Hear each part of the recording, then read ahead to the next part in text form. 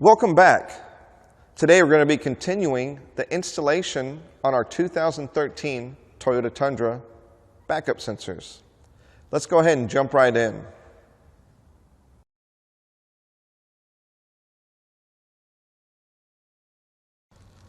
Okay, just doing some cable running right here. Going to use my panel popper, get this little kick panel trim retainer clip out.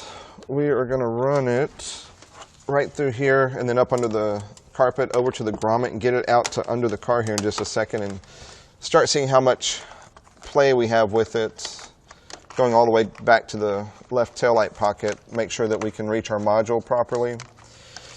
Let's get this guy through here. We're also going to do a pre and post scan. We have the diagnostic equipment. We put the scanner on first just to see if there's any codes before we start working on it. We don't want to leave the vehicle with any fault codes for any reason, even though we didn't unplug anything. We're just tapping into the reverse wire, but kind of a courtesy for our customer. Make sure that there's no codes on the vehicle whenever it leaves our shop. Kind of a little bonus to being able to do the job, the backup sensor system on here. I'm going to get this cable through. We'll tuck it here in just a second. We're going to get it under the carpet here. Now, all this part looks good. We're going to go ahead and pop in the kick panel.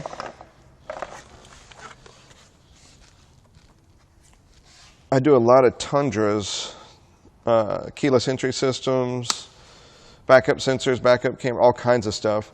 Even the new ones, they like putting these little angled clips. They're notorious for these little angled clips. You have to kind of remove them carefully when you pull the kick panel.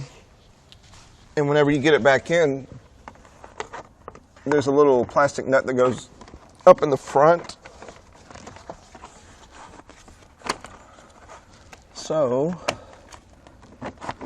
we are going to get it back where these guys are just going to kind of click back in. First one went. We got that one lined up. There goes the second one. Boom, just like that. Grab the little plastic nut right here. This goes in the back, just pushes in. Voila. Kick panel's done. Let's get the sill panel, little trim piece right here. Line it up, and it just gently clips back in. Okay, I'm getting ready to go through the floorboard here in a second. We have the grommet. It sits down this way. Our wire's going to be going through the top. I don't like cutting the edges. I'd rather make a slit in the middle and work our little plug through. And then we'll use some 3M caulk just to seal it. So carefully, without cutting your fingers, come in, put a little pressure on it. We're going to make an X here in just a second.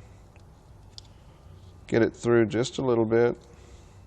Then we're going to get it through the other way.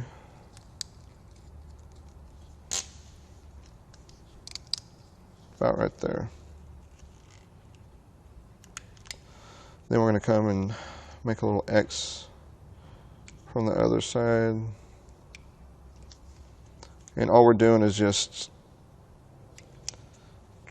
trying to create enough space with our little X to get the plug through. Let's see if it'll slip through. Once again, it's going to be going this way. So reverse pinch, push in just enough to come through. That little cable's going to be there. What we're going to do is put some 3M caulk. Let's go ahead and get the slack out of this guy first. And where I'm going with this, you're not going to be able to see. It's up under the carpet here. But while it's here, I'm going to go ahead and get some 3M caulk. So here's our little 3M caulk. I like to use this. It comes in handy for all kinds of installation, trim, wires, all kinds of stuff. So let's seal up the little spot that we cut. Not that any moisture would get through, but it is a pretty tight seal before we put the cut in it. So let's just go ahead and retain as much integrity of the install as possible. In this case, a lot of the stuff we're installing, sensors, backup cameras, backup mirrors, four camera systems. Less is more. And just the installation process. Less is more, the integrity of the install is better. That's what we like to do. Let me go ahead and run this through, and then we'll adjust it and get the slack out. Okay, we're getting close to the display cable, getting to the back left tail light pocket. I don't want to leave it, even though it's protected with its own protection. I still want to do some flex loom since it is going to be out under the bed of the truck. So simply get some flex loom, / some people call it split loom. Has a little split going down one side. I'm going to pull it a little bit taut right here. That way I can just run the loom all the way in.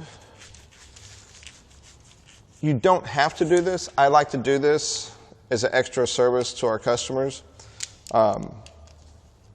It just makes for a nicer install. It does protect the cable from, who knows, anything that could get up under the bed. Thank you for watching this segment of the Toyota Tundra Backup Sensor Installation Series. Don't forget, hit the like button, subscribe, hit that bell so that you'll be updated for the remaining segments of this installation series. We look forward to seeing you soon.